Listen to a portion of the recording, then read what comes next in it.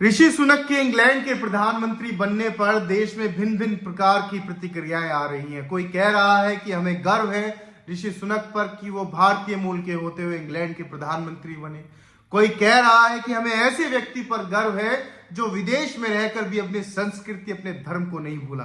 कोई कह रहा है कि हमारी छाती गर्व से चौड़ी हो गई ये देख कर कि एक भारतीय मूल का व्यक्ति आज इंग्लैंड का प्रधानमंत्री बना, उस इंग्लैंड का जो कभी भारत पर हुकूमत करता था, जिसने कभी भारत को गुलाम बनाया था। वाकई में बहुत गर्व की बात है।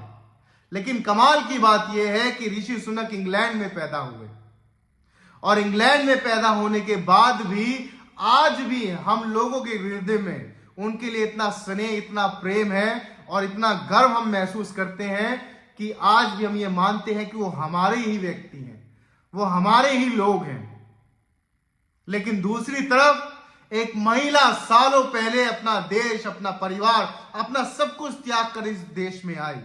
इस देश की संस्कृति, इस देश के धर्म, इस देश के संविधान, इस देश की जनता को अपनाया, अपना सर्वस्व त्याग दिया, अपने पति का बलिदान दे दिया, राष्ट्रीय गान पर खड़ी होती है, तिरंगे के सामने शीश झुकाती है, मुसीबत के सामने डरकर भागती नहीं, इस जनता के कल्याण की बात करती है। आज भी भाजपा की ओछी राजनीति उनको विदेशी कहकर संबोधित करती है। आज भी ये पल पल ये दर्शाया जाता है कि वो महिला विदेशी है। 2004 में जब कांग्रेस जीती और भारी बहुमत के साथ सत्ता में आई तो भारतीय जनता पार्टी ने सोनिया गांधी जी का पुरजोर विरोध किया कि वो तो इटली की है, वो इस देश की प्रधानमंत्री कैसे बन सकती है। आज यही नीति यदि इंग्लैंड ने अपनाई होती कि ऋषि सुनक तो भारतीय मूल के हैं, वो इंग्लैंड के प्रधानमंत्री कैसे बन सकते हैं, तो हम करोड़ों भारतीयों के लिए एक गर्व की बात नहीं होती।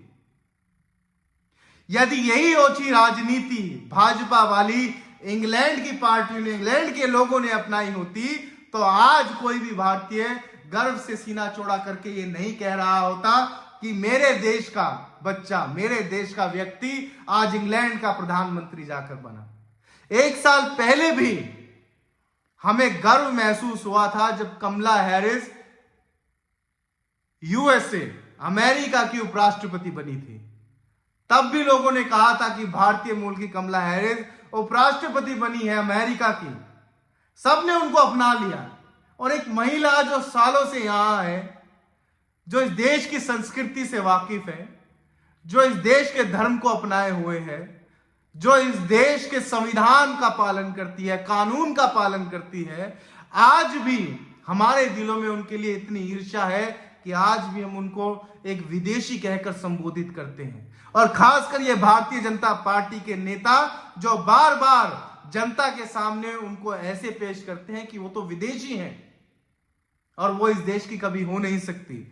मैं इस देश की जनता को ये बात याद दिला देना चाहता हूं कि उस महिला ने अपना सब कुछ त्याग दिया और ऐसी महिला को, ऐसी वीरांगना को मेरा प्रणाम।